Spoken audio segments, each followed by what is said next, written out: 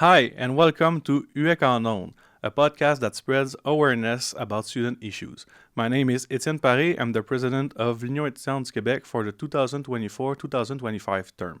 Today, for our last episode of Season 1, also our only episode in English, we're going to have the Canadian Alliance of Student Association, our federal partner, to talk about student issues. We're going to have the executive director of CASA, Wasiimah, Joomun, to talk about those student issues. Enjoy the podcast.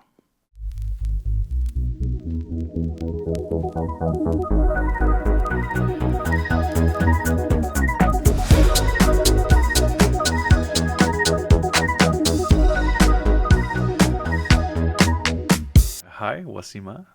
Thank you for being here. How are you today?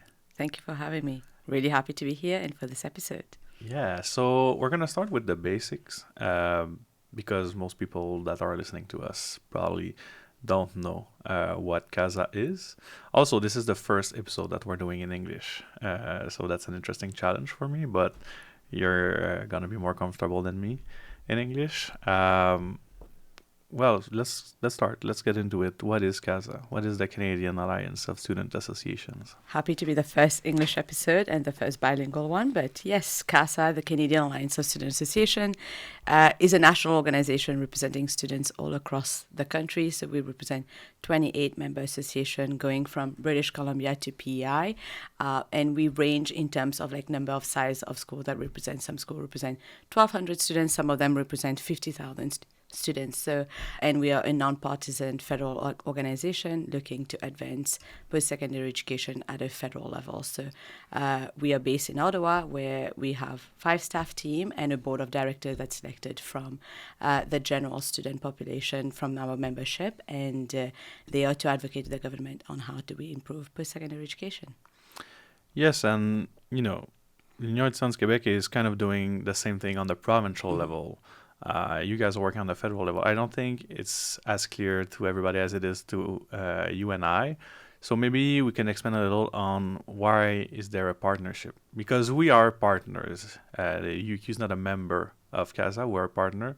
Why is there a partnership, and what consists of the partnership? Yeah, the way I describe how CASA operate and why we are a federal organization is when you look at the federal government and how they give spending. So they send money to the provinces, like in terms of health, transportation. So the post-secondary education transfer happens through the social transfer that goes to each provinces, and then each provinces decides how they utilize their money for post-secondary education. So different provinces decide different way of how they fund their post-secondary institution. But the thing is, with Quebec, it's different how that money comes to you folks.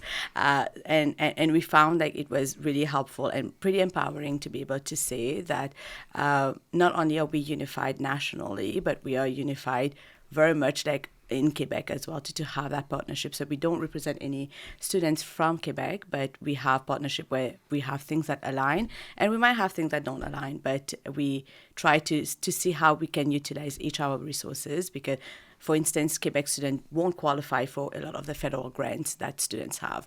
But for instance, we advocate for research that benefit a lot of our students. So I think Quebec, UQ and CASA has been able to build that connection to be able to see what best utilization we can do on both sides. But that's the reason we have a partnership and not really a membership, because a lot of the things that we might advocate for doesn't necessarily apply to you folks, but you're able to have access to a lot of the federal advocacy that we do.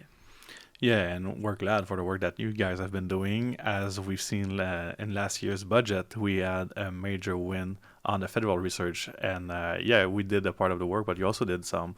And we're glad to have this partnership. And we renewed it last year. It's for 5 years, I think, until 2029. People that are listening might not be aware of what's the difference. You're talking about post-secondary education. A lot of it is on the provincial level. What are the priorities of CASA? What is CASA working on? Because as you said, we don't use the federal grants in Quebec. So what is the priorities of CASA, and how are you helpful to Quebec students? Yeah. The way I would describe it again is, I always say it in English too, is we advocate for student issues and try to kind of err away from issues that impact students. For instance, if for Canada student grants or like student financial aid, if we as an organization is not advocating for this, I doubt there's another organization out there doing it for us as well. So, but our priorities is very much set by our members and by partners. So usually we would have 4 conferences where we'll have students come across the country and say what are things impacting your students. So they do tend to vary, but like the general theme tend to be the same. So for instance, we have student financial aid. We advocate for Indigenous student funding, for research, for college students. So they do vary on a lot of like the specificity, but like when we look at the general part of like, we are like, what priorities that no one else is advocating for, but that does impact the accessibility and affordability for post-secondary education. And for instance, I would use like why the partnership has been beneficial to us too is we don't have as many graduate student representatives around our table, but that is a very integral part of the post-secondary. And we noticed there was a lack too, but we were able to leverage and utilize this partnership to be able to be like, we do represent grad students through the partnership we have. And with the win that we had in research and on increase in funding, we were able to then recruit more grad student association within CASA as well. So we try to leverage where there is a gap here and kind of identify that by using the partnership we have. One of the big event, the main thing that we're doing at CASA is Advocacy Week, which is a week that for a whole week, normally in November, student leaders from across Canada, including some from Quebec, will go to meet with ministers, member of parliaments, sometimes senators. Thanks to you, we've been able to put forward a lot of the issues, research related mostly, to the federal level. This main event is where the priorities of the student movement of Canada are put forward. What were the priorities this year? Yeah, so we had about, I would say, 5 priorities. If we were to go thoroughly, the first one was to increase grants for domestic students. The second one that was a little bit more creative and a new one, but we were really proud of is, and I think does impact Quebec students as well, is apprenticeship, looking at a lot of the procurement projects that the federal government issue mandate that there are apprentices working on it to facilitate the transition into the workforce. We also had increase in the post-secondary education support program for Indigenous learners that also applies to Quebec students as well. We had for international students as well, we were asking that if they earn a Canadian credential education, that their points are increased within the immigration system to leverage the experience that they've had within the system. And the last bit, I think that is very much geared to you folks too as well, is the indexation of the increase that we found in research grants. Because after 20 years, we saw an increase in the grants, and we say if we don't have a substantial and a sustainable increase to the grant, we don't want to find ourselves again in 20 years asking for those money again. So those were the main priorities that we kind of brought forward, and appreciate how you say that because of us you get those meetings. But I would also like to highlight that we are able to get a lot of meeting with Le Bloc as a party because I don't think the party would meet with an organization that has Canadian in front of it. But I feel like through that partnership, we are able to really hit all parties across the board.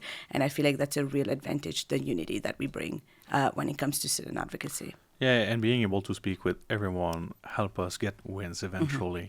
I've talked about the win on research. Maybe there are other wins from the last couple of years from CASA that you might want to talk about a little. Yeah. Budget 2024, I feel like people don't realize how actually beneficial it was for students. I have been monitoring budgets for many years now, for about 9 years, I would say. And this was the first time that post-secondary student was mentioned about 42 times in a budget at a federal level, especially in a time that there was fiscal constraint. But all our asks that we had been approved, and we saw a reflection in that in the budget, be it the Canada Student Grant when we asked for an increase in the grants, or a youth mental health fund of $500 million investment.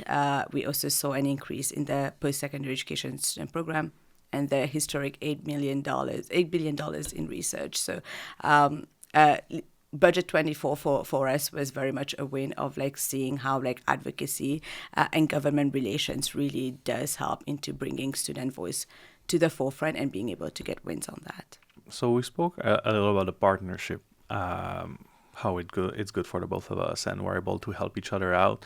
But CASA has been around the table for a longer time than the UEQ. Maybe we can go back a little in time and see why did it happen. How did it start, this partnership between CASA and the UEQ? Yeah. Great question, and definitely something I've done some reading and research about too. But the first time that the partnership that we currently have, the version of it we currently have, was signed in 2017. And before then, we were representing students from Quebec, where we had like Bishop and McGill as members who were paying fees directly to us. But then it was identified, again, for reasons I've highlighted, of how Quebec students was not eligible for a lot of the program we were advocating for. Then there was discussion about what is the benefit of them paying the membership fee to be part of the organization when only one or two of their asks are what is reflected in the priorities we have. So at the time, the executive director, I believe, and the president of UEQ, the version of UEQ then, sat down and decided to be like, how do we have that the work that we do, but be able to still have that representation on both sides. And I think that's what birthed the partnership of the UEQ and CASA. And I remember when I first started my job in 2022 with the organization, I truly didn't fully understand why a partnership, and I'll be honest, why the UEQ was paying us money. Because on the other end, I felt like we were getting a lot of benefit from having you around the table, but I wanted to understand a little bit more on the history of Quebec and Canada. And when I did a little bit more reading and a little bit more conversation with that ED who signed that contract back in 2017, it was identified and made very clear that because of the program, because of how advocacy, like the UEQ really benefited from having access to federal ministers and federal places. Like, for instance, the fact that you joined us for a meeting with the Prime Minister was something that I feel like was monumental for both us, but also for you folks in Quebec. So being able to have access to those rooms, and for instance, everything that CASA puts out, we make sure that we check with the UEQ that you align. Any press releases doesn't go, any announcement doesn't go without your consultation, and vice versa as well too. So I feel like that, again, one, show the unity of the form, but two, making sure that we're representing the students. But it didn't come from just overnight. It really came from a lot of work that people have put behind the scenes to get us here. Well, Wasiimah, I'd like to thank you for the work that CASA is doing, and on behalf of every student in Quebec, thank you for the advocacy that you've been doing on the federal level over the last couple of years. I'm also grateful that you're here today with us for this first episode in English. That's probably going to help us reach a new audience amongst CASA members. I hope that a few delegates will reach out to me after listening to this episode. And happy to be the first one, and I cannot wait to see where this podcast goes, but also the work that you all are doing as well. But the bilingualism piece is something I was really hoping to bring to CASA and the organization, and having a little bit more integration of UEQ and CASA, and I feel like this is a step to many of these initiatives. So thank you for having me and for taking this in English. Thanks for listening to us today. This is what concludes the first season of the UX en Ondes podcast. We were glad to have you with us. Don't forget to subscribe to the podcast on your favorite platform. You may also go on our social media to give us a review about today's episode. We'll see each other next year. I'm going to have our partner of the Canadian Student of... Thanks for being with us and enjoy the podcast.